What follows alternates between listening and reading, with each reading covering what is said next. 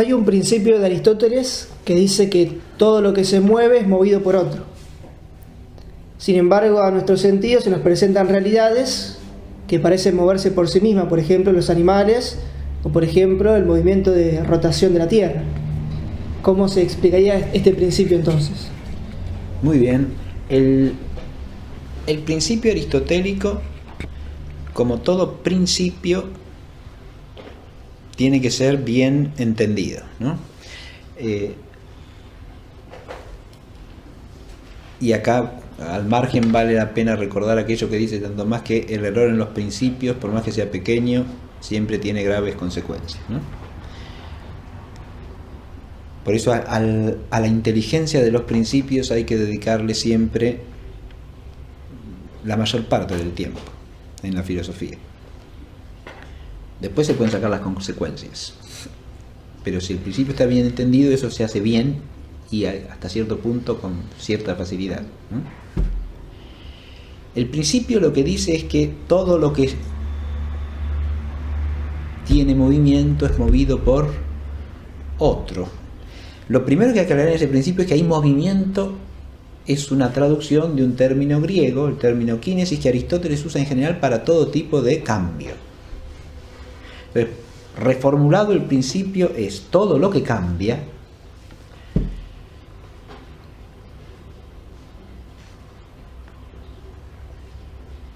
lo hace bajo el influjo de una causa del cambio.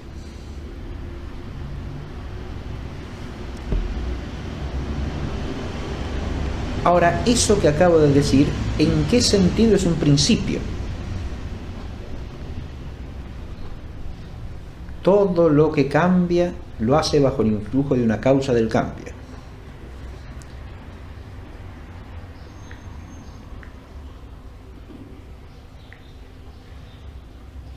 Para entender el corazón del principio tenemos que remontarnos a la noción misma de cambio. Es decir, la actuación de algo que es en potencia. Lo que este principio viene a decir es que para que algo pase de ser en potencia a ser en acto, tiene que ser actuado. Eso que lo actúa tiene que estar en acto.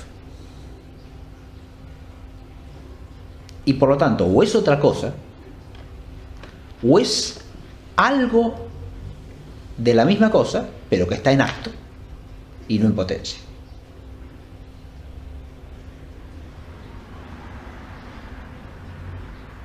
¿Puede ser algo de la misma cosa? Tranquilamente, porque en una misma cosa puede darse el ser en acto y el ser en potencia bajo distintos respectos.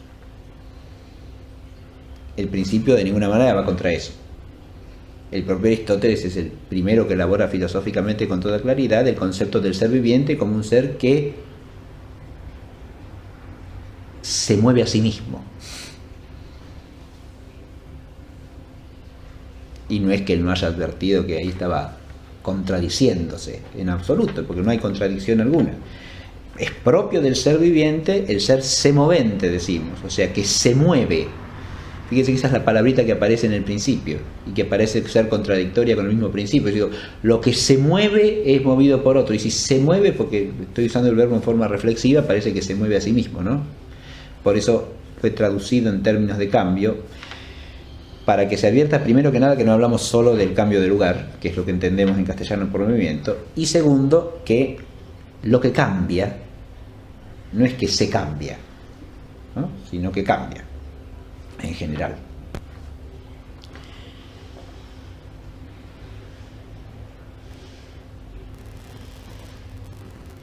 Entendido el principio en su sentido fundamental, es un auténtico principio, porque no es posible que lo que pasa del ser en potencia al ser en acto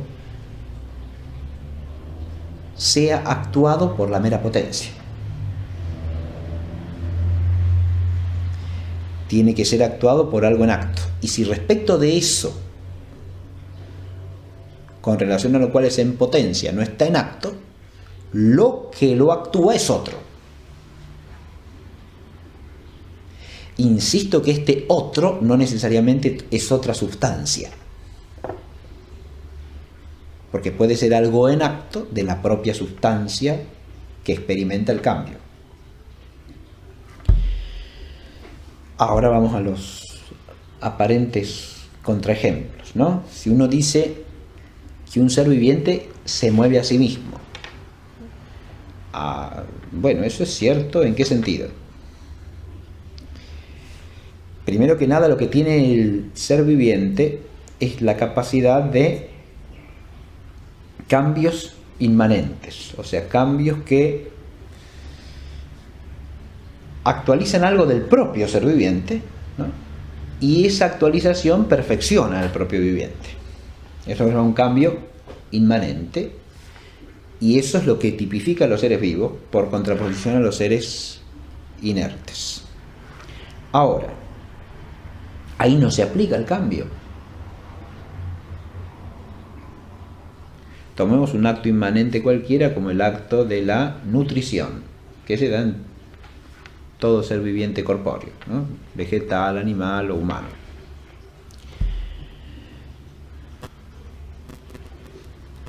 La nutrición implica la asimilación orgánica del nutriente, o sea, de elementos o sustancias que el organismo viviente incorpora e integra en su propio ser sustancial.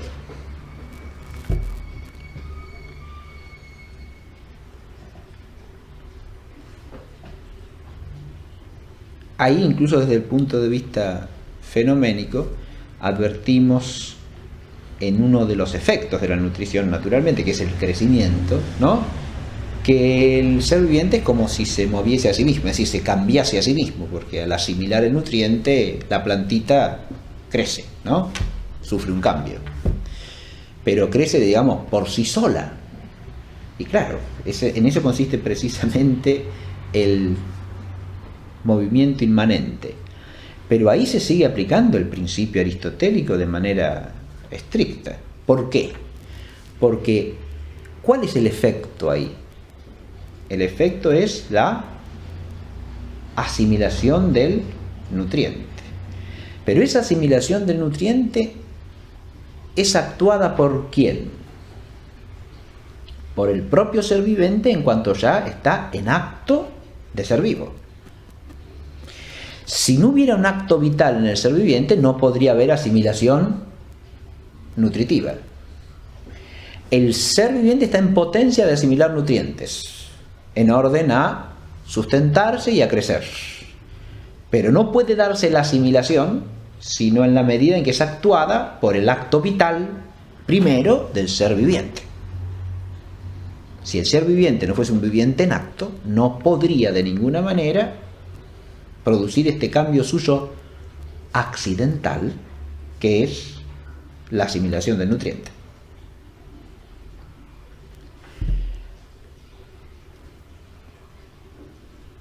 ¿Cómo se aplica acá que lo que cambia bajo el influjo de una causa del cambio? Y claro que se aplica, ¿sí? Acá hay una causa del cambio que ya está en acto. El ser viviente en cuanto viviente, en cuanto posee el acto vital. Y hay un cambio. ¿Cuál es el cambio? El cambio es la incorporación de nuevos nutrientes por asimilación que le permite sustentarse y le permite crecer.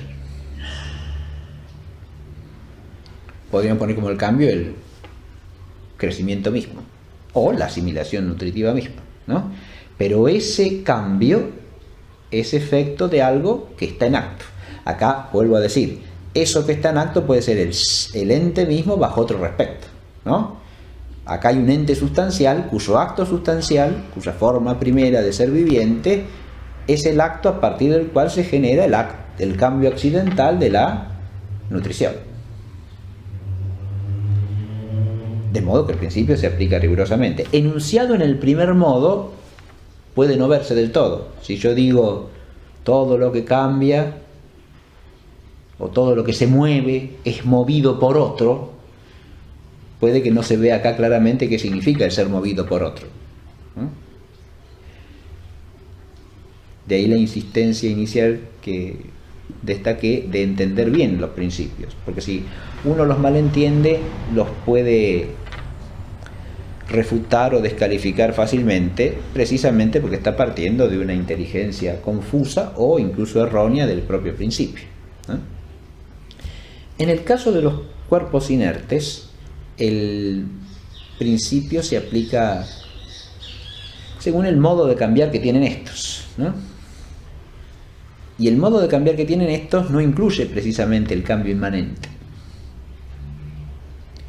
sino lo que se llama la acción física, la acción transitiva.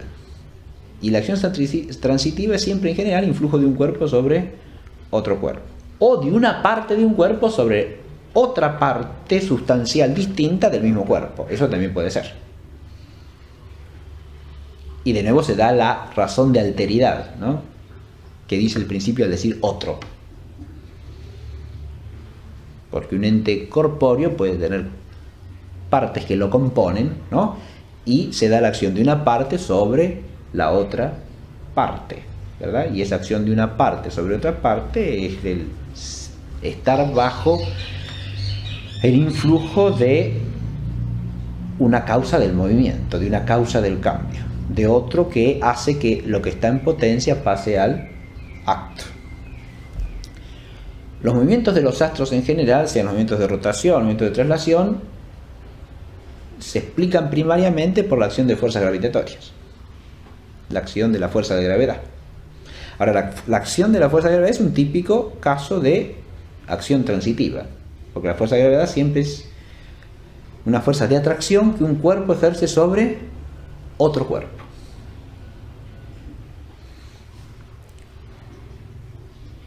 Si consideramos el planeta Tierra, ¿no? El planeta Tierra atrae gravitatoriamente hacia sí las cosas que están en su campo gravitatorio, ¿no? Sí, tenemos un aerolito que cae sobre la Tierra porque ha entrado en el campo gravitatorio terrestre y la Tierra lo atrae. Si uno mira el aerolito parece que se mueve por sí solo, ¿no? Pero en realidad no se mueve por sí solo, está movido por otro.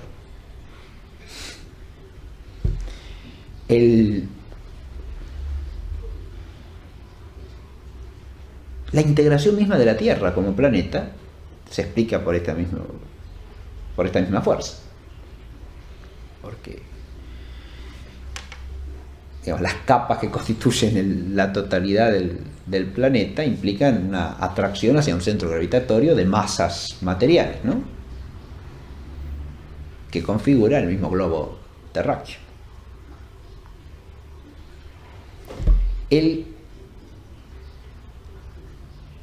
Pero esa masa a su vez atrae a otras masas, a la Luna por ejemplo, y la hace mover de determinada manera. A su vez la Tierra se mueve por la acción gravitatoria combinada de otros cuerpos cuyo campo gravitatorio incluye a la Tierra, el Sol primariamente y los otros planetas que están cerca, ¿no? De manera tal que esas acciones gravitatorias se combinan generando los distintos movimientos, sea el de traslación, sea el de rotación. La gran fuerza de atracción que tuvo el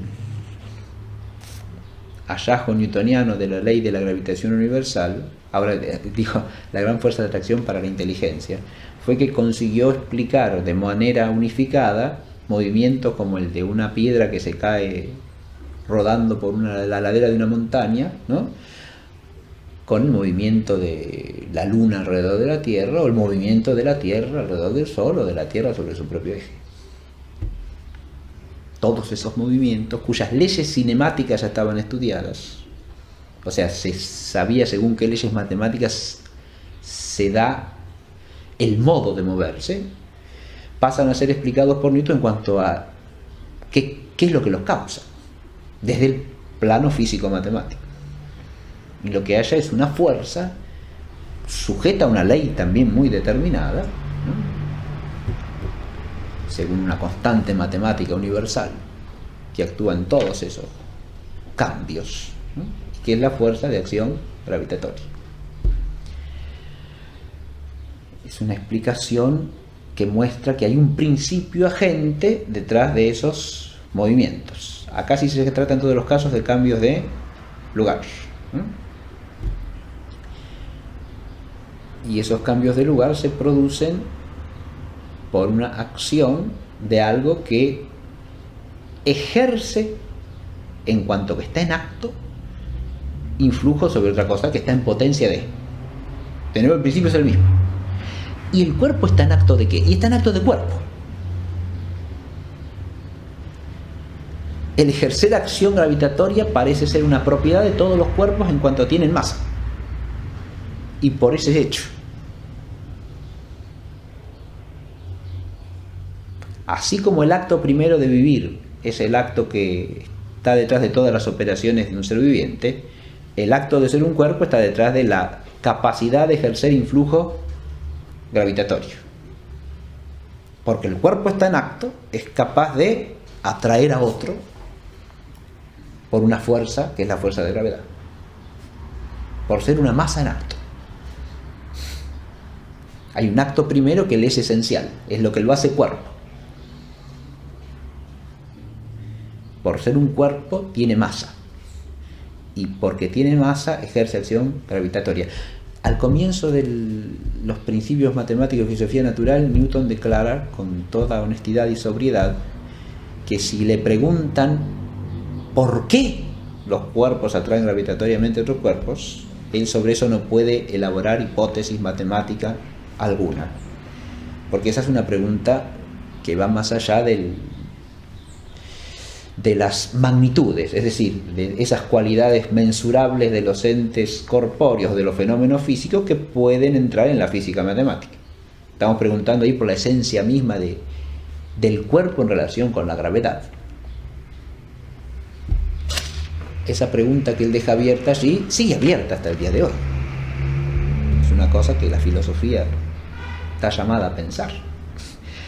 Como, ¿por qué los cuerpos ejercen acción gravitatoria? ¿O por qué existe lo que se llama la fuerza nuclear? ¿O la fuerza electromagnética? Pero todos los fenómenos del electromagnetismo implican siempre la acción de algo que es un cuerpo cargado eléctricamente o magnéticamente y que genera un campo electromagnético. ¿Está claro? Es una fuerza distinta de la gravedad porque tiene leyes distintas. Cuando uno estudia las leyes con las cuales opera esa fuerza, no son las de la gravitación, son leyes diferentes. Entonces, otra fuerza distinta esencialmente, y que hay que ver si se puede reducir la una a la otra, si se encuentran principios comunes de explicación. Es el tema también abierto por Einstein y que sigue abierto de la teoría del campo unificado, o sea, si se pueden las fuerzas básicas reducir alguna común a todas, cosa que hasta ahora no se ha hallado en absoluto. Por eso la física entera sigue hablando de varias fuerzas fundamentales en el conjunto de la naturaleza. Pero cuando se habla de fuerzas, se está hablando de algo que no es una sustancia, sino de algo que está en algún ente como una propiedad de ejercer acción sobre otro, y que está en la base de toda explicación de los fenómenos físicos, porque esas fuerzas son la base de toda explicación causal física, ¿no?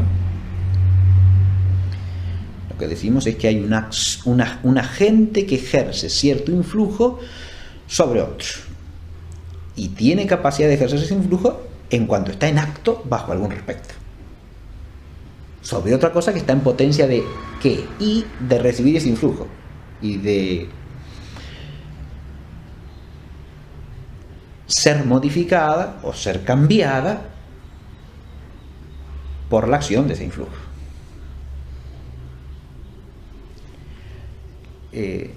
si nosotros entendemos adecuadamente el principio, lo podemos aplicar en general a todas las realidades físicas, tanto en el orden de la macrofísica como de la microfísica, ¿sí?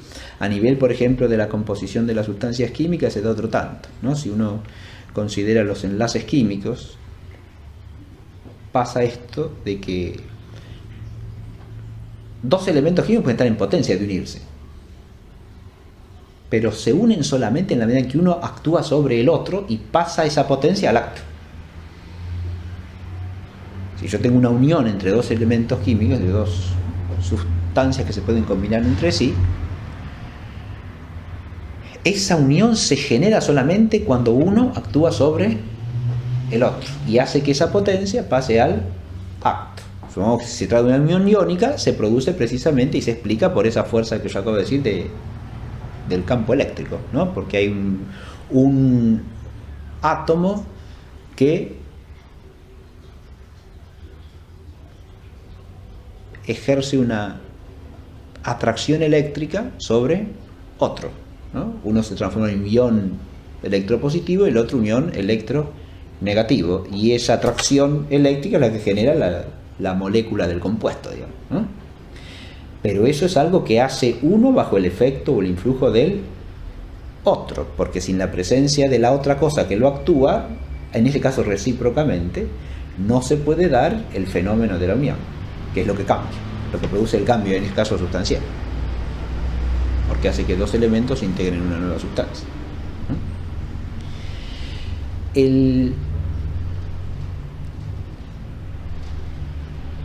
Cuando nosotros tenemos la liberación de la energía nuclear en un átomo por fisión o por fusión, lo mismo, ¿no?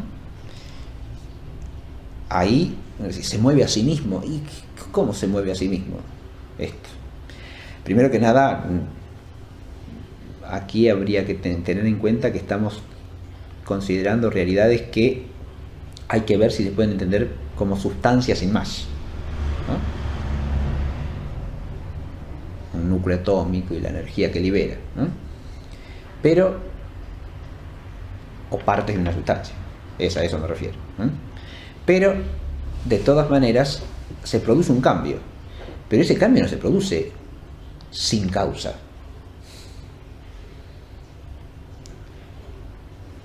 Para que el núcleo atómico se parta o para que dos núcleos atómicos se fusionen entre sí, tiene que haber un agente del cambio. Tiene que haber un proceso físico que influya sobre esa realidad y la transforme. De nuevo, si no hay una causa influyente, la cosa que está en potencia no se actualiza.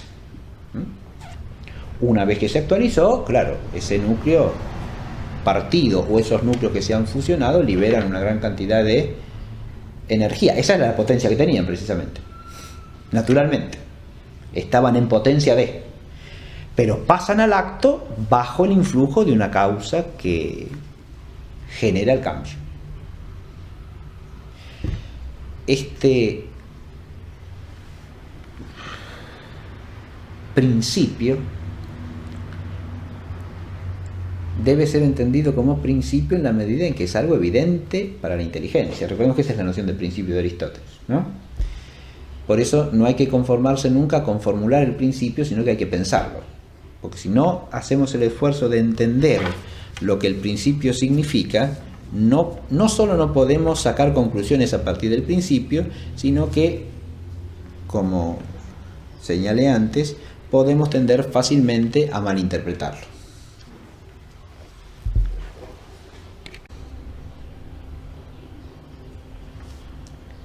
Eso que lo actúa tiene que estar en acto.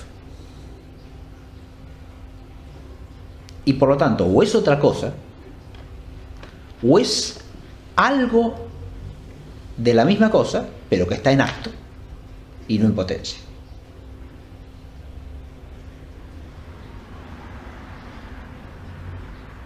¿Puede ser algo de la misma cosa? Tranquilamente, porque en una misma cosa puede darse el ser en acto y el ser en potencia bajo distintos respectos. El principio de ninguna manera va contra eso. El propio Aristóteles es el primero que elabora filosóficamente con toda claridad el concepto del ser viviente como un ser que se mueve a sí mismo.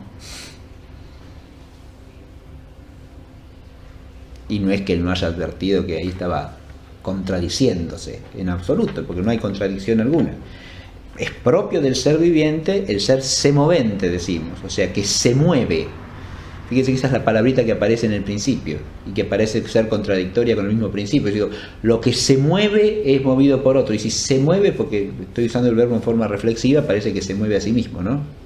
Por eso fue traducido en términos de cambio, para que se advierta primero que nada que no hablamos solo del cambio de lugar, que es lo que entendemos en castellano por movimiento, y segundo, que lo que cambia no es que se cambia, ¿no? Sino que cambia en general.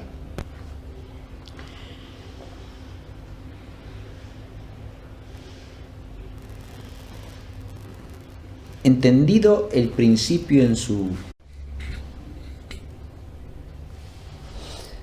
Hay un principio de Aristóteles que dice que todo lo que se mueve es movido por otro.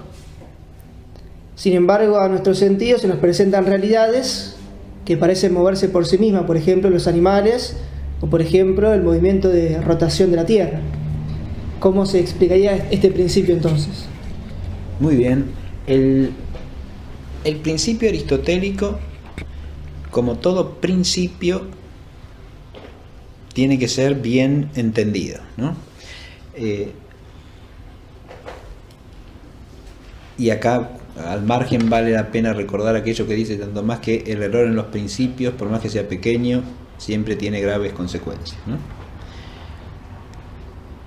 Por eso a la inteligencia de los principios hay que dedicarle siempre la mayor parte del tiempo en la filosofía. Después se pueden sacar las consecuencias, pero si el principio está bien entendido, eso se hace bien y hasta cierto punto con cierta facilidad, ¿no? El principio lo que dice es que todo lo que tiene movimiento es movido por otro. Lo primero que hay que aclarar en ese principio es que ahí movimiento es una traducción de un término griego, el término kinesis, que Aristóteles usa en general para todo tipo de cambio. Entonces, reformulado el principio es todo lo que cambia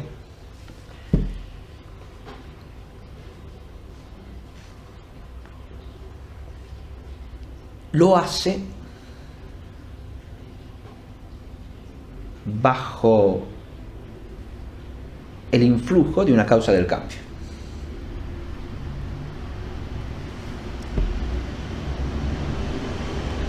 Ahora, eso que acabo de decir, ¿en qué sentido es un principio? Todo lo que cambia lo hace bajo el influjo de una causa del cambio.